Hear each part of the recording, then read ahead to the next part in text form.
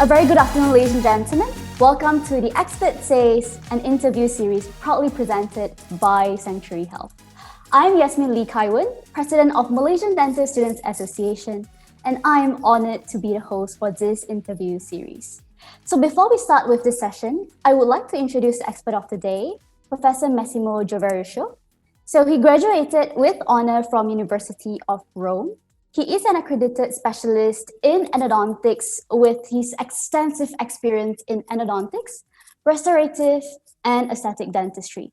He is not only the clinical teacher in endodontics at King's College and professor at Sechenov University, but also a speaker of multiple national and worldwide congress, author of textbooks, articles, journals, and manual, and not to forget, member of various reputable endodontics society, including Style Italiano Endodontics, and co-founder of Delta Academy.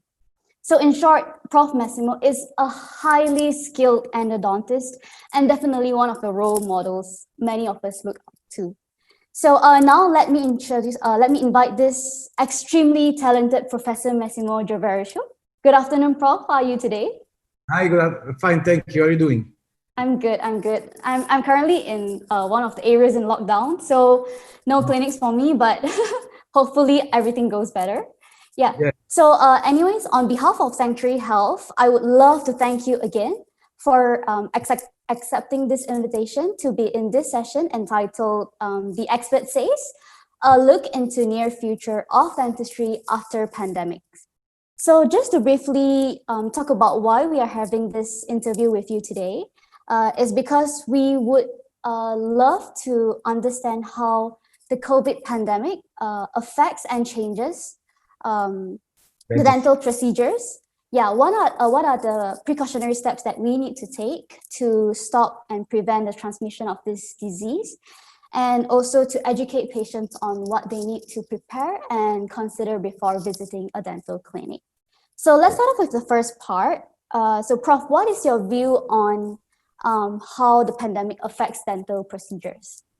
Well, actually, this experience devastated the dentistry world as many other branch or any other job. I think, especially dentists, because obviously in the medical world we are the people that are working very close to the patient, and we talk about 40 centimeter working close to the mouth, and this of course make the risk very, very high. And apart of this, we have a contact with saliva. This is the vehicle of the virus, and then also we produce an aerosol generated procedure, AGP, and this is again increase the risk to be affected. And then we produce many air blows, splatters during our treatment. This is change a lot our approach in dentistry, not only in clinical aspect, but of course in a business aspect. It definitely affected us a lot. So as what Prof said, dentistry is one of the higher risk compared to all the other businesses. Because of, we are in contact with saliva, it's very close contact to the patient. And you have also mentioned aerosol generating procedures. For the public, they might not know what it is. So can you just briefly tell us or maybe explain to us what is aerosol generating procedures and how it increases the risk of the transmission of the disease? Well, because we use high-speed motor, high-speed handpiece with the water, with the spray, this is of course generating a lot of air blow and splatters, and so the virus actually could stay in the air close to the patient, affecting the patient and the dentist as well, and of course the staff that are working with the dentist. So the problem is that when we use AGP procedure, we need to change completely the protocol, and then this means that we'll see later. We can talk about later about the procedure, but this increase the timing of our procedure, and it become more difficult to treat as many patients as possible during the day. Yeah, I agree to that. When we have, when we're treating patients, there's definitely a lot of aerosol coming out from the mouth, and that is why it increases the risk of the transmission of the disease. So, next question is, how will this affect, how will this change the future of dentistry? From what I understand, it can actually come from different aspects. It can come from a current dentist aspect, and it can come from student aspect. So let's talk about dentists first, the dental professionals who are practicing now. So how do you think this can change the future of dentistry? In terms of course, the dentist aspect first, of course, for our point of view, we have to increase the precaution for ourselves. So you know that it's not only for dental aspect, means not only for the dentist, but for the nurse that work with us. So we are two people working on with the patient, and this is because we need to increase the precaution. This make the cost grow up, because we have to spend more time invest in PPE and infection control. We need to reduce patient load. This is, of course, increase the cost in terms of business.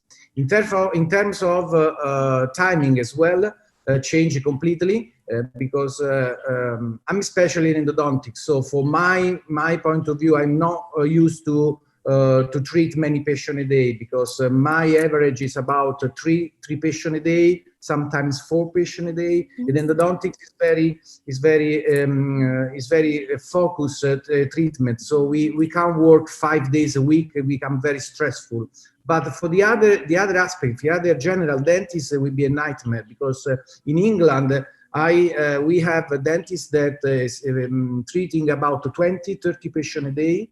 And for NHS, which is a national service, they used to treat about 50 patients a day. So increasing the precaution, this is increase the cost very high, because we need to change the PPE every patient, dentist and the nurse. And the other point very important is the follow time. We explain about the follow time is that we need to clean the practice, the surgery, every patient, and this takes time. The minimum at the moment, the follow time is 30 minutes by the law. Fortunately, they're changing, but it was about an hour before. So we need to wait about an hour before patient treat another patient. So it became a disaster in terms of timing consuming and investment of a lot of money. Yeah. Definitely impacted a lot from what you say. Yeah. I believe you talked about PPE. Yes. Can you just roughly explain to the audience what is PPE? Personal protection equipment. That means that we have to use a specific mask that to be tested. You know that we have a different mask for when you do dentistry. The mask that you are used should be tested. So every dentist or nurse have to have the fit mask test to check which is the proper mask that will cover properly the face. To do that one, we have to do test, and in that case, the practice have to invest to buy the proper mask suitable for every people that works in the practice. And a part of this, we have to wear gowns. That not necessarily should be sterile, because we are not talking about a surgical procedure, but in general dentistry, for every patient, we need to invest in gowns, and then this costs a lot. And then, of course, these gowns should be changed every patient by patient. Definitely. We call personal the PPE, protection equipment. So, in other words, there will be increase of cost and timing. It will be more time consuming. do you think in a long run, it might actually increase the cost of treatments in future? We are discussing with our colleague about not only for increasing the cost for the business. Absolutely, I would say yes.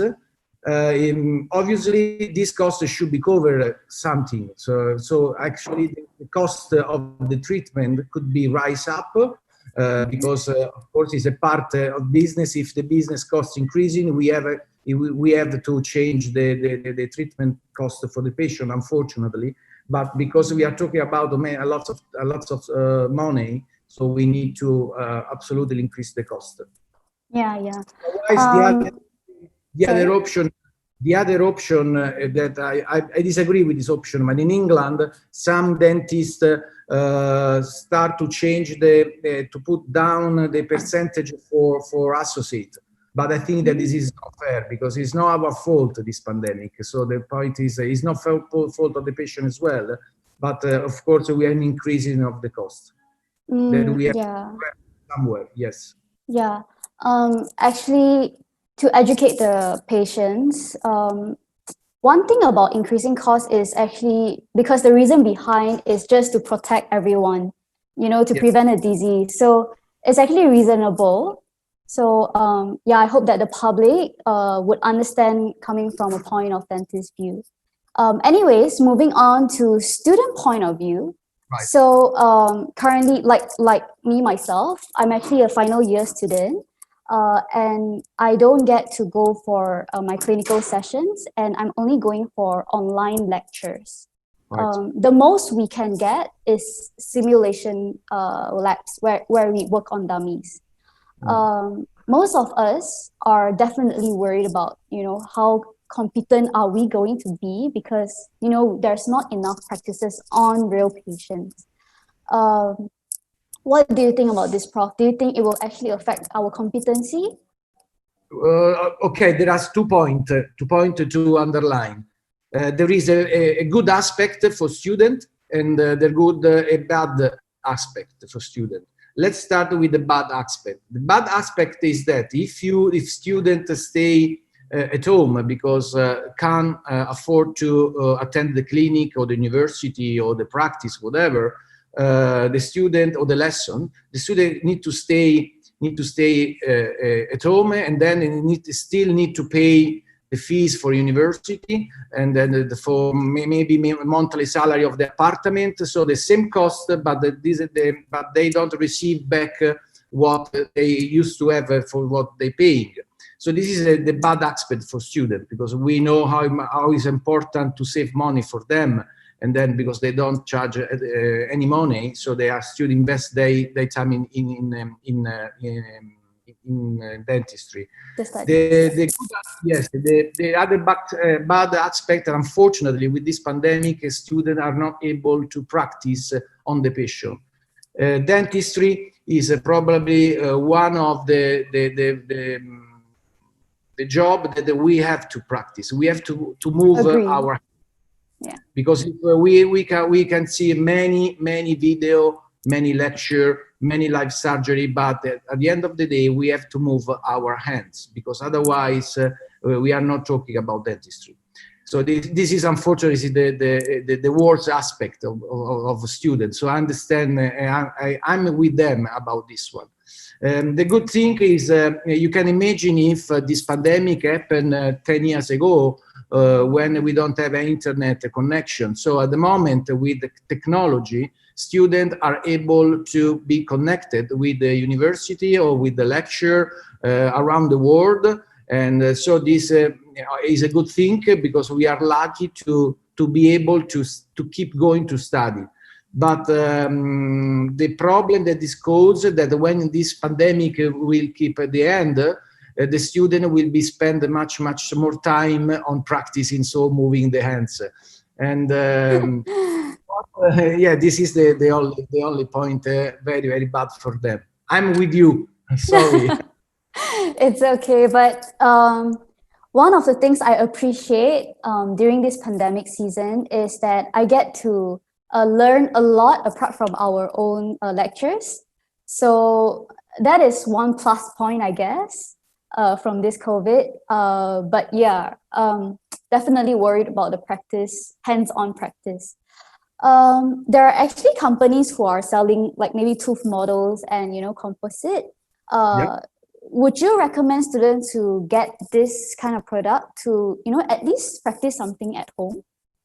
Absolutely. There are the training kit in endodontics. We organize with the Stile Italiano, which is I'm a member of it, and we organize a training kit where we send to the home of the student a file kit, essential one, with a CD with all the description. We send in this box the cement. Wow.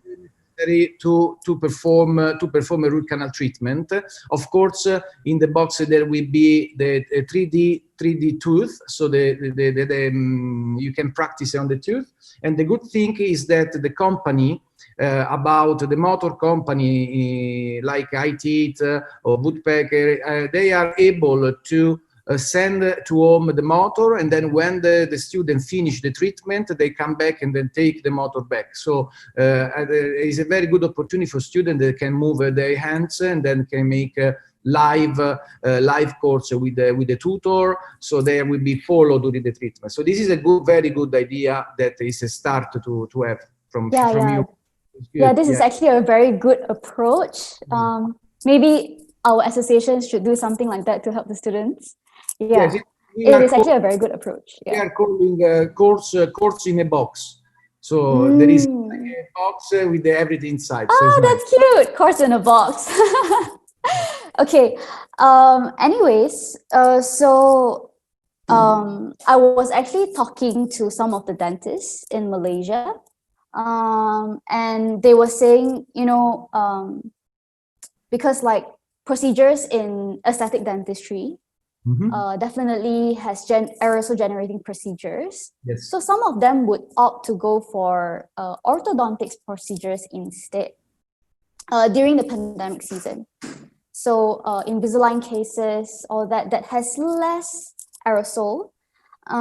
So my question is, will this actually make the trend of aesthetic dentistry reduce and increase more in orthodontics in future? Do you think it will become like that?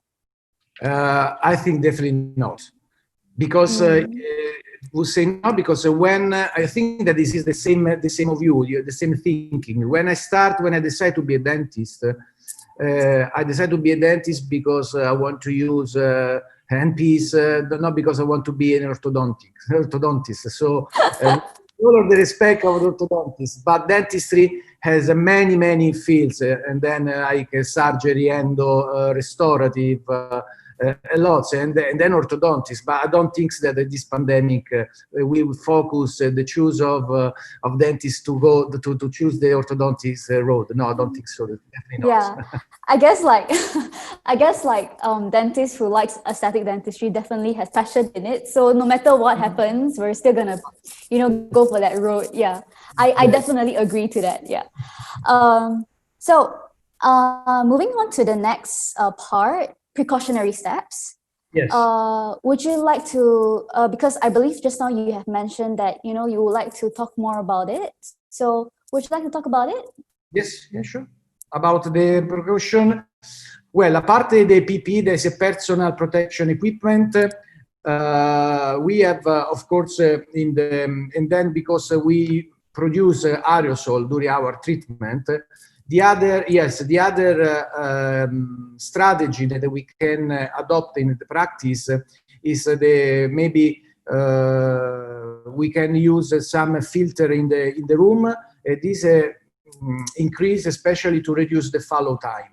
As I told you, during the pandemic, in the lockdown, the follow time when we start work in June, I think, yes, it was June, July in England, the follow time was an hour.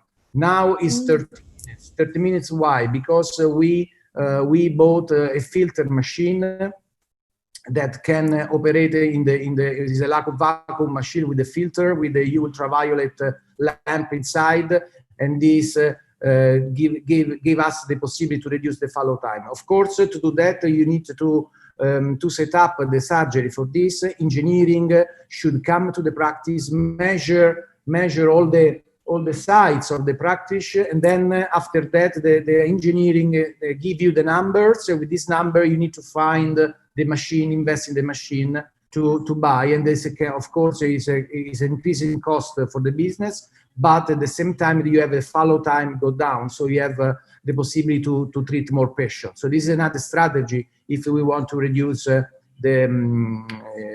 follow time in treating the patient. Okay. I would like to ask about the filter. So does the efficiency of filtering the air, is it equal as how efficient it is to wait after 60 minutes without the filter? Problem is at study, because the pandemic is new in this generation. We don't have scientific research to give us the result. And just now, some protocols start to become, especially at university in London, where we have in London adopted a system to have a high vacuum suction. Is like a machine that you put with a system, as I told you, with a filter system in place. This is an alternative for aerosol generation machine, and this vacuum suction has been placed just beside on the nurse, close to the patient. I'm not sure if you ever seen it before.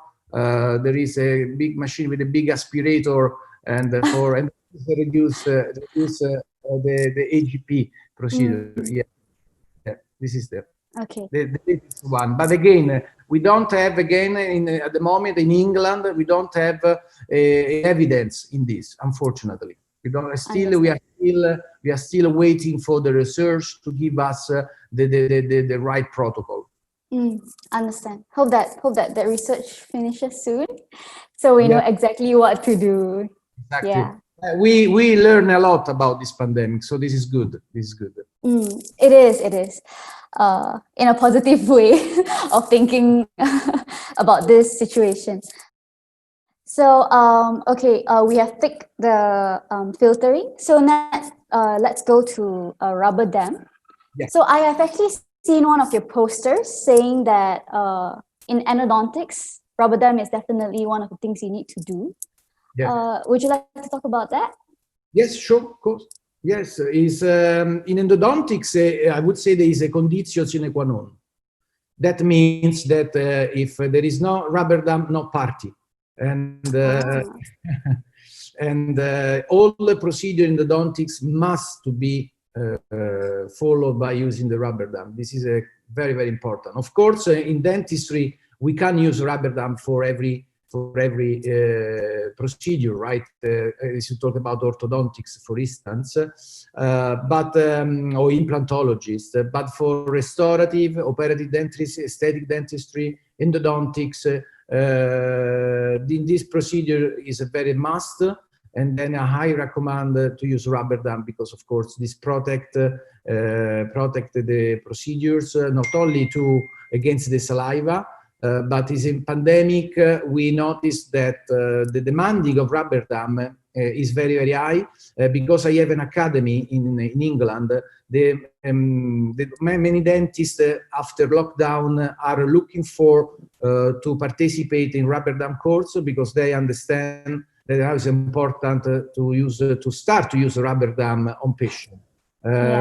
This is a very good step because we need to consider that I'm a specialist in endodontics, so I just represent a very small part of dentistry, but general dentists still don't know what rubber dam is, or they don't use at all.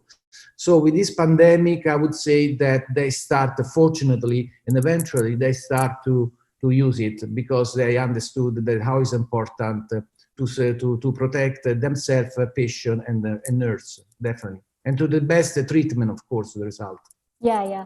I guess that is one of the plus point of COVID pandemic as well, because more and more dentists are forced to use rubber dam.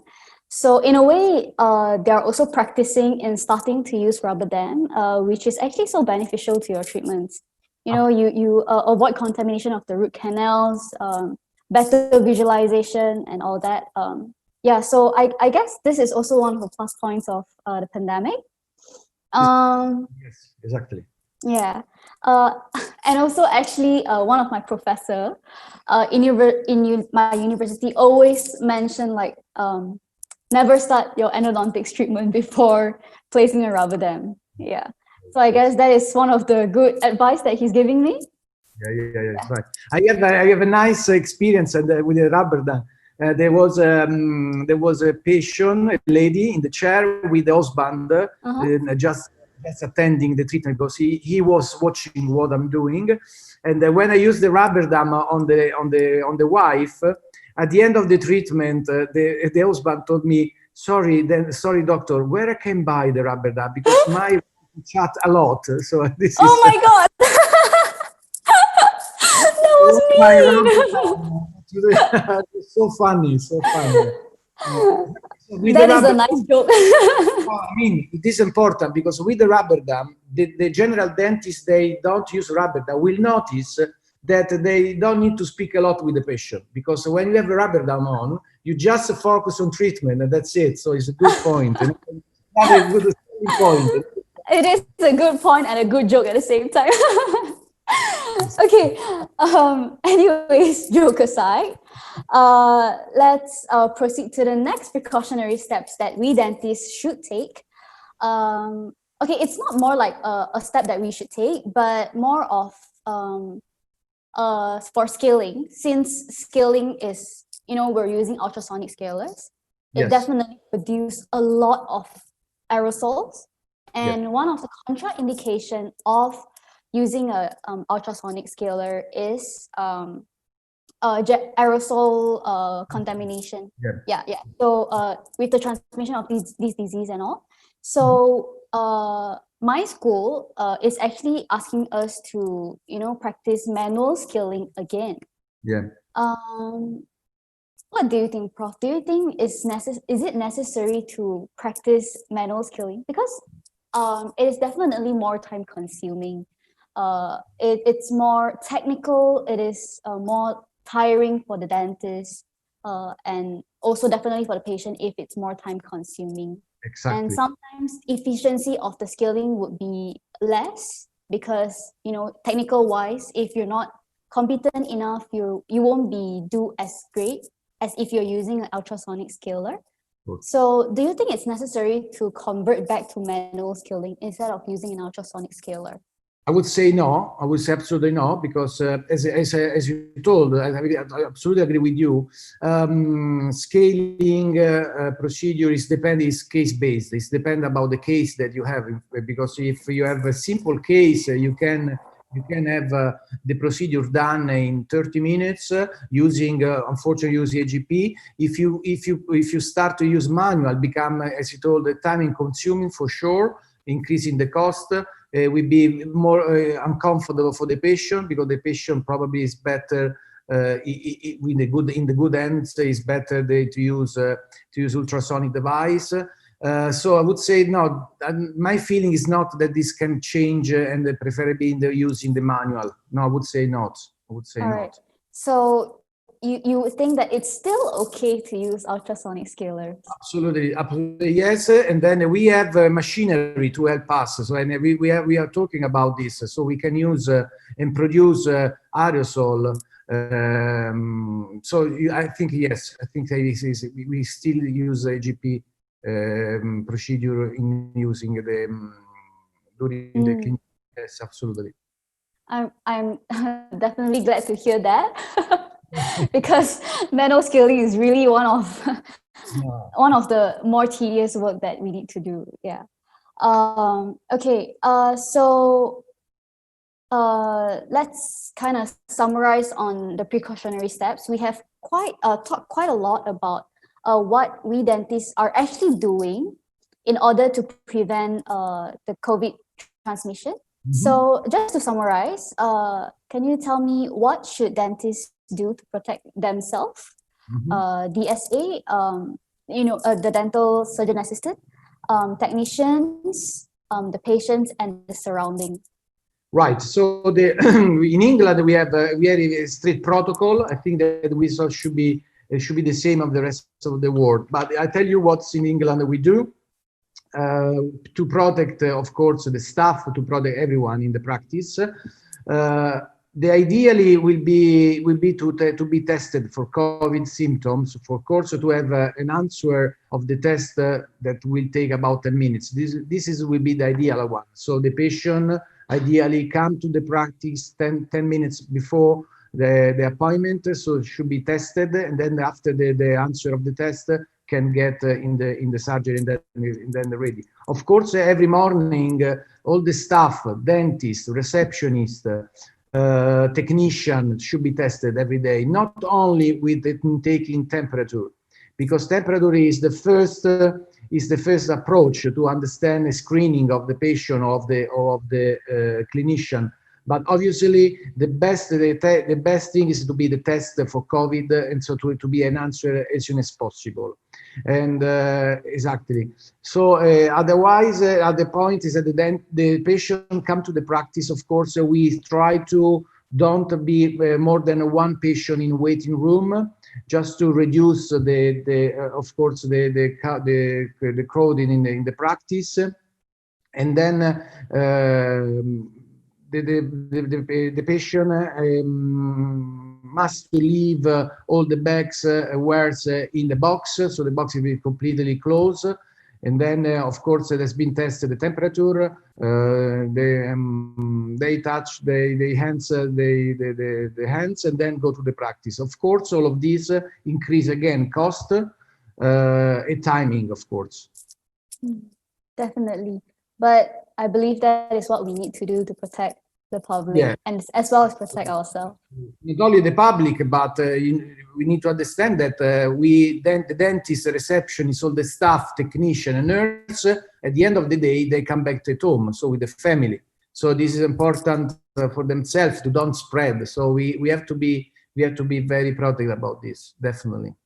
Yeah, definitely. Even when I went back to uni to do a bit of simulation work, I didn't dare to go home because I scared, if I was ever in contact with the disease, at least the least that I can do is to protect my family from that. Exactly. Yeah. It's another part important. Yes. Yeah. So moving on to the next question. All right. So during the pandemic season, dentists are advised to only accept emergency cases instead of going for the elective ones. So can you teach us how to identify those cases? Okay, so this is the disaster point that happening during the pandemic, because as you told me, excuse me, we have the difference. We have allowed to do some emergency. We consider in England we consider emergency is if there is a trauma, like a trauma is considered emergency, or life-threatening risk, or severe infection.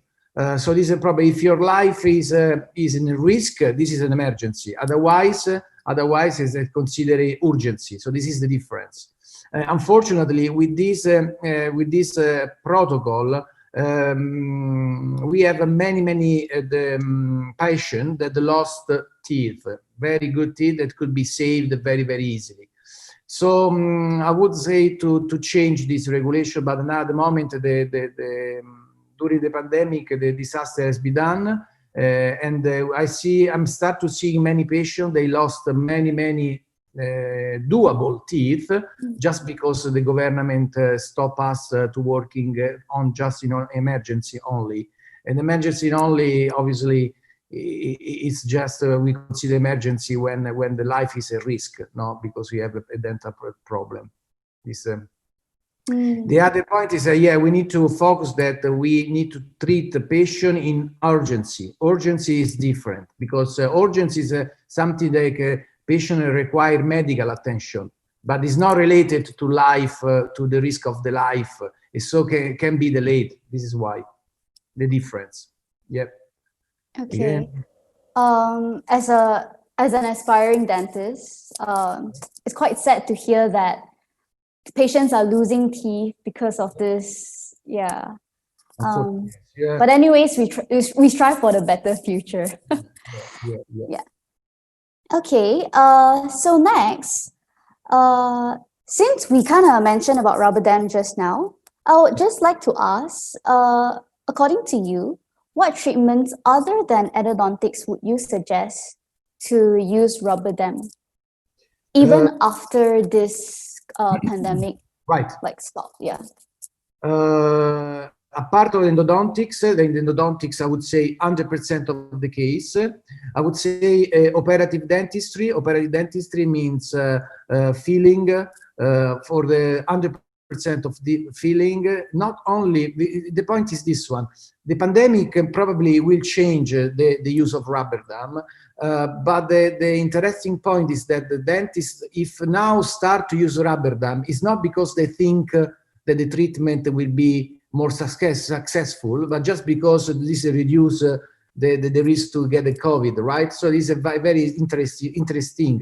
For me, rubber dam is not only for COVID, but for to avoid the risk of infection. But the problem is that you can have a better result. The success will be much guaranteed in using rubber dam. And again, which field? I would say restorative. For example, if I use rubber dam, if I want to prepare an abutment, just a single tooth, if you want to prepare a good shoulder before the impression, you can place a rubber dam, because with the rubber dam you are able to prepare better, focus on the tooth. You can use magnification microscope. If you are working in front teeth, you want to prepare a fantastic preparation for veneer, for example, you can place a rubber dam, so you have focus on the tooth. Or if you want to use rubber dam in any other operative dentistry, like such a filling, we use rubber dam for bleaching as well. I mean, there are many fields. I would say probably not implant, not periodontist, of course. Yeah, this is the only fields that probably rubber dam is not necessary. All right. Yeah, I think the usage of rubber dam should definitely be encouraged even after COVID. Yeah, I definitely support that point. Yeah. So if there is ever a cure or vaccine developed, would you still encourage dentists to practice the precautionary steps that we have talked about? Well, actually, if the interesting point that we noticed during the pandemic in Italy as well, because you know that I'm from Italy as well, we didn't notice many dentists get the COVID during the pandemic, because dentists is always we are also used to use a mask, gowns, to change gloves.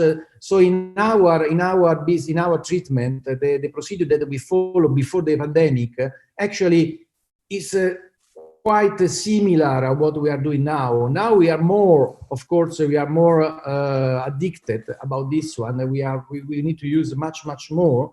But I think that we still carry on to use this precaution after pandemic. So when the vaccine or when the virus will finish, I think that we still continue with this protocol with less anxiety, I would say, with less effort.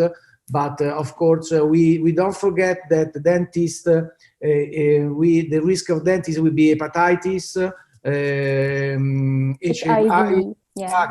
So it's not only the COVID. This is, I mean, I remember when I was working the period at HIV, was much worse than now, because of course the risk was either with the saliva or the blood or whatever. So we are used to use precaution on this. So I wouldn't say that will change too much. Yeah, definitely. We carry on to protect ourselves. I definitely agree to that. I believe that this COVID kind of teaches people on how important it is to have proper infection control. So with this practice of all the precautionary steps in future, even if there's no COVID, I still hope that dentists around the world or dental students and technicians would actually, take in consideration of infection control, because by the end of the day, we still need to do some infection control. Yeah, there still needs to be effort in trying to stop transmission of any disease at all. Yeah, so I definitely agree to that. So, sorry? It's not COVID only, so it's a lot, many infection. Yes. Yeah, it's not only COVID. There's so many infections that you can transmit, from one another. So everyone should, especially dentists and dental students, should definitely put some effort in infection control. Absolutely. Yeah. Anyways, I guess that's the end of the interview. So, do you have any advice for dental students now? Well, I would say just be safe and believe in dentistry, because it's a fantastic it's a fantastic job, and don't be scared about pandemic, because we give us the possibility to increase better our job with a better result for sure. Be positive, absolutely. I guess that advice also applies to dentists as well. Exactly. Yeah. So, all right. I really enjoyed this session with you, Prof. I really did. It is such an honor to be able to converse with you like that. And I believe that this session will definitely benefit so many who is going to hear this session, going to listen to this session that is presented by Sanctuary Health. So once again, thank you very much and have a wonderful day. Thank you very much. Thank you. Thank you.